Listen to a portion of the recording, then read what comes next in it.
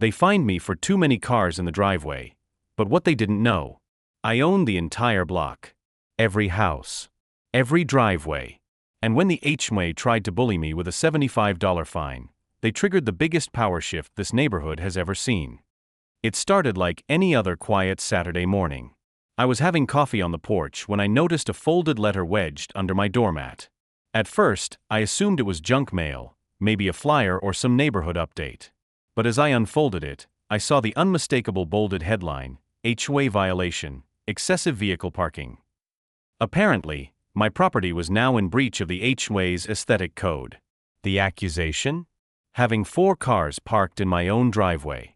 1 SUV, 1 sedan, and 2 hatchbacks. According to the letter, these vehicles were unsightly, unapproved, and disrupted the visual harmony of the neighborhood. I laughed. Honestly, I thought it had to be a joke.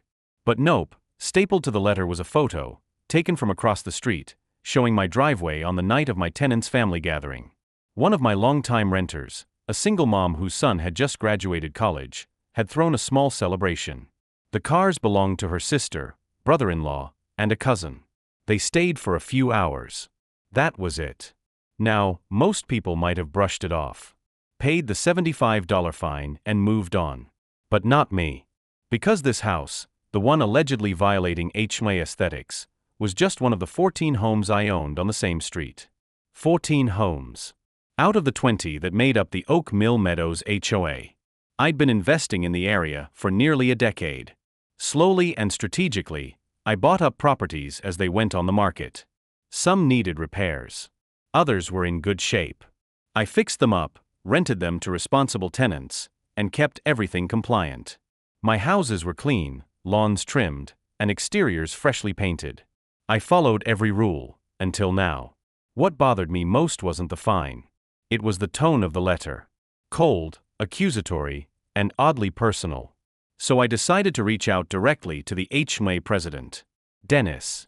Dennis was the kind of guy who wore polo shirts tucked into khakis and treated the HOA like his personal kingdom. I dealt with him before on minor landscaping approvals, and he always came off condescending, like he was doing everyone a favor just by existing. I called him that afternoon. "Hey Dennis, I got this violation letter. I think it's a mistake. The cars weren't there overnight. Just for a few hours during a graduation party." There was a pause. Then he said with a smug chuckle, "Rules are rules. You're a landlord, right? Maybe your tenants aren't suited for this kind of neighborhood. If you don't like it, maybe consider relocating your business elsewhere." That's when I knew this wasn't about cars. It wasn't about policy. It was about control. Dennis didn't like renters. And he definitely didn't like someone like me, a quiet landlord who owned more property on the block than he ever could. He was flexing his power. But Dennis had no idea just how little power he really had. Instead of arguing further, I thanked him for his time and hung up. Then I went to my filing cabinet, pulled out my HOA documents, and reviewed the ownership breakdown. Dennis and his board controlled just 5 homes. The remaining homes were a mix of individual owners and rental properties. And me? I was the largest property owner, by a long shot. I'd always kept a low profile. Paid my dues, followed the rules, never attended meetings. I let the board handle the day-to-day. But now they were targeting me. And my tenants. It was time to remind them exactly who they were dealing with. I started by writing letters to all of my tenants, explaining the situation and asking if they would be willing to let me serve as their voting proxy in the upcoming HOA meeting. Every single one agreed. Next, I filed a formal appeal of the violation and requested a review hearing at the next HOA board meeting. I also began contacting the other homeowners, especially the ones who weren't part of Dennis's inner circle. I shared my concerns, asked about their experiences, and found out Dennis had a history of selective enforcement. Trash can left out overnight? No fine for his buddy 3 houses down. Weeds on the side lawn? $50 fine for a single dad renting from me.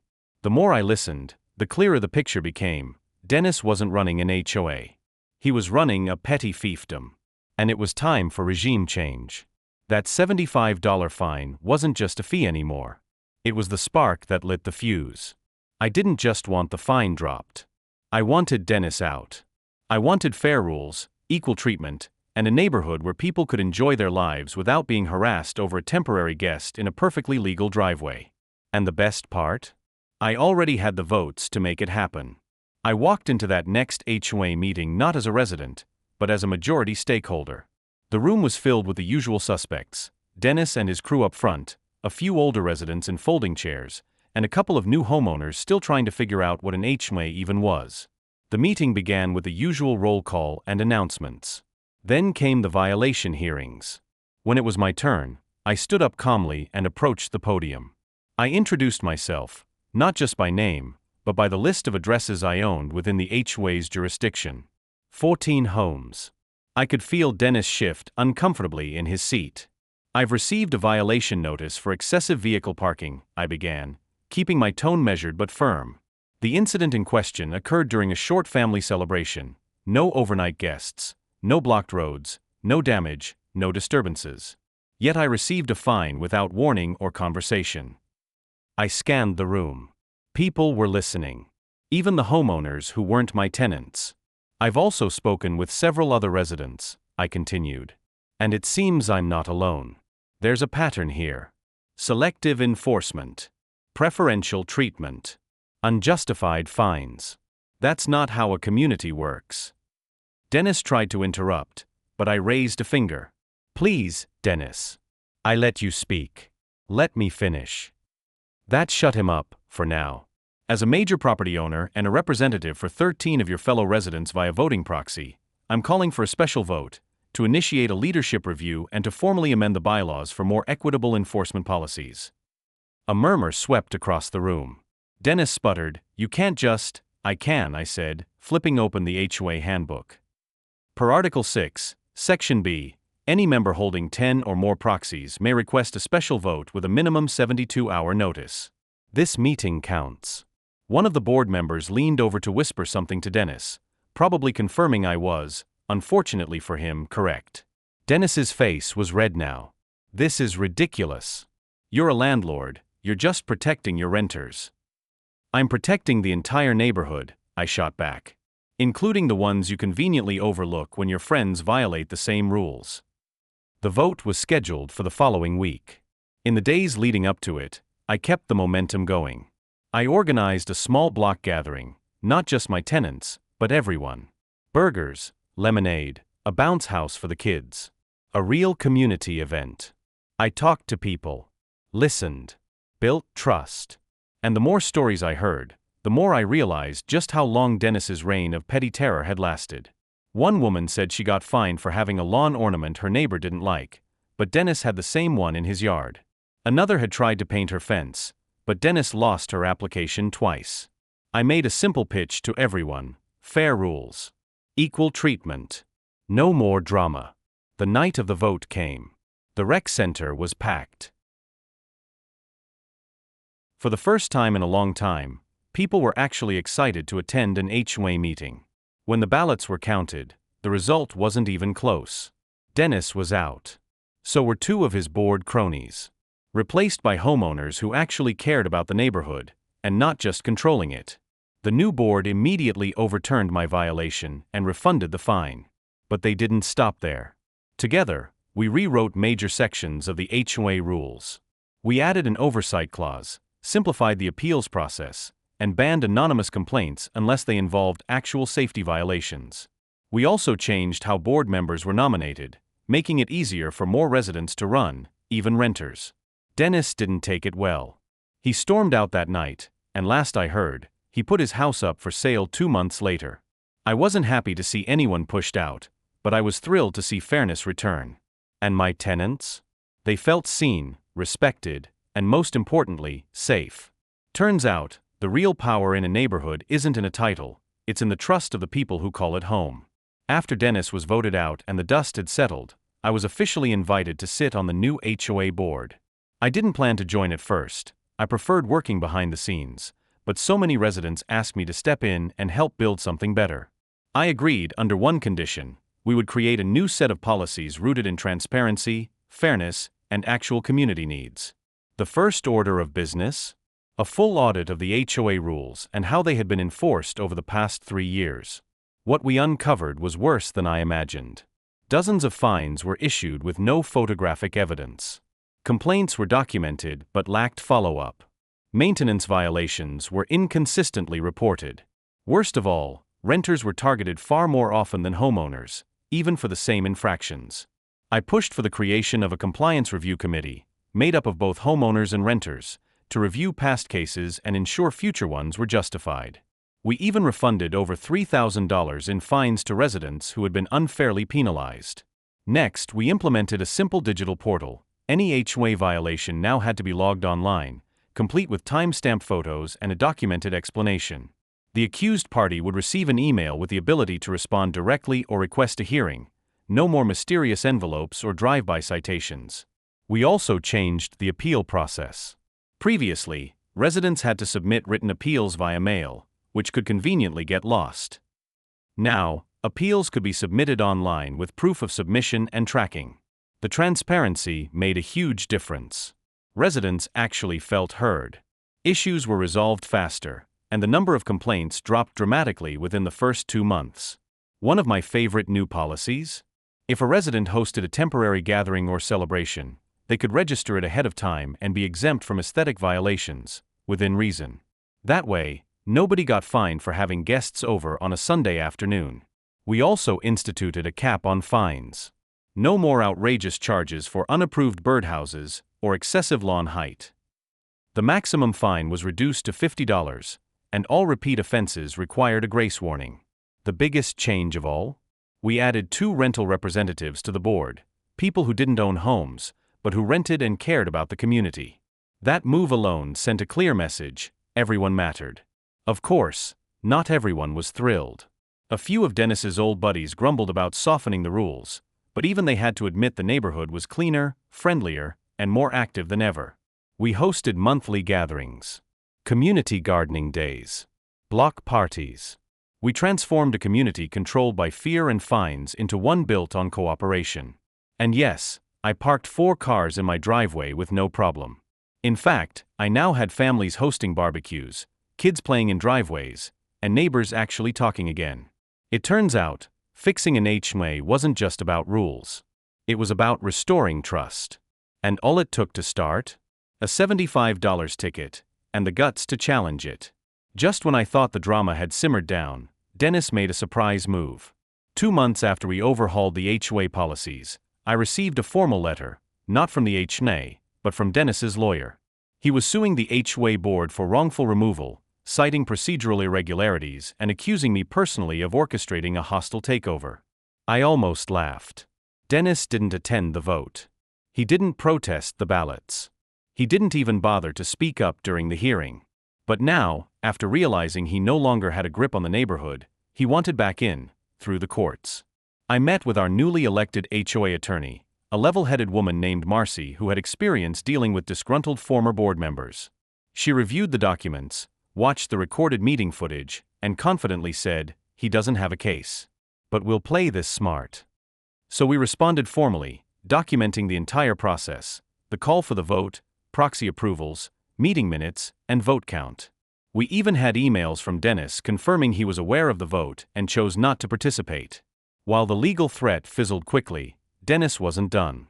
He started stirring unrest among his old allies, the 5 or 6 residents who'd once made up his inner circle. They began raising petty issues again. Complaints about trash bins being left out for 10 extra minutes. Reports of unauthorized Halloween decorations. It was Dennis's playbook all over again, death by 1,000 paper cuts. This time, though, it didn't work. Our digital system logged every complaint. Each one was reviewed by the Compliance Review Committee, which now had balanced representation. Most of the complaints were tossed out for lack of evidence or were simply not violations at all. Then came Dennis's last gasp. One chilly November morning, the community portal lit up with a bulk complaint from Dennis, 14 separate violations all aimed at homes I owned. He claimed improper grass height, commercial vehicles in driveways, unregistered visitors, and other nonsense. Problem was, I had anticipated this. After we rewrote the rules, I made sure every one of my properties was 100% compliant. I even installed uniform landscaping across all yards and subscribed each tenant to a premium lawn care service. I had visitor logs, car registration records, and time-stamped photos ready. We sent a formal response within 24 hours. Every claim was debunked with documentation. The board voted unanimously to dismiss the complaints and formally reprimanded Dennis for harassment. It was poetic justice. At the next HOA meeting, we proposed a new bylaw, one that prevented any member found guilty of harassment from running for board positions for 3 years. It passed with overwhelming support. Dennis finally gave up. He stopped attending meetings. The complaints stopped. And slowly, his influence faded like a shadow at sunset. Meanwhile, the community thrived. The gardens flourished. Kids rode scooters on sidewalks without their parents getting nervous about violations. People decorated for holidays without fear. Renters felt like neighbors, not second-class citizens. I never intended to run an HOA. But in the end, stepping up not only protected my investments, it gave everyone a better place to live. And all because Dennis tried to fine me for too many cars. Months passed, and for once the neighborhood felt calm. No more mystery fines. No more ominous HOA letters slipped under doorways. No more complaints about porch decor or the number of cars in a driveway. People started to breathe again. It wasn't perfect, but it was functional. More importantly, it was fair. I still attended every board meeting. Not because I loved rules and regulations, but because I wanted to make sure that what we built stayed in place. I didn't want another Dennis rising up to turn this place into his private playground. The new board operated with checks and balances. Decisions were made with community input, not behind closed doors. We posted agendas online, streamed meetings for transparency, and invited everyone, even renters, to ask questions and suggest improvements. Even better, people showed up. Folks who used to hide from the HOA now joined cleanup days, potlucks, and even volunteered for committees. We created a rotating Yard of the Month program that celebrated creativity and diversity, not conformity. For the first time, people decorated their homes with pride, knowing they wouldn't get punished for being unique. Wind chimes, solar lights, garden gnomes, all welcome, all celebrated. As for my role as landlord, I continued improving my properties. I offered rent discounts to tenants who got involved in the community. One renter even started a neighborhood book club that met on her front lawn every Friday. Another hosted a holiday lights contest that brought the whole block together. And remember that tenant whose graduation party kicked off the drama? She and her son invited me to his grad school send-off. We laughed about how the HOA once tried to ruin their celebration, and how, in a way, it led to something better. Of course, I still got the occasional complaint. A lawn not mowed fast enough. A package left too long on a doorstep. But now, those things were just what they were, minor blips, not weapons in a turf war. People had the freedom to live without fear. And I had the satisfaction of knowing I used my voice, and my ownership, to protect not just my properties, but the people who called them home. All because one man thought he could bully me with a $75 fine. Funny how things work out.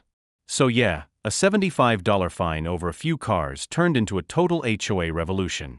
They thought they could control the block, but they forgot who really owned it. Now the neighborhood's thriving. Fair rules. Happy families. No more HOA tyranny. And Dennis? He's got all the time in the world to stare at his empty driveway.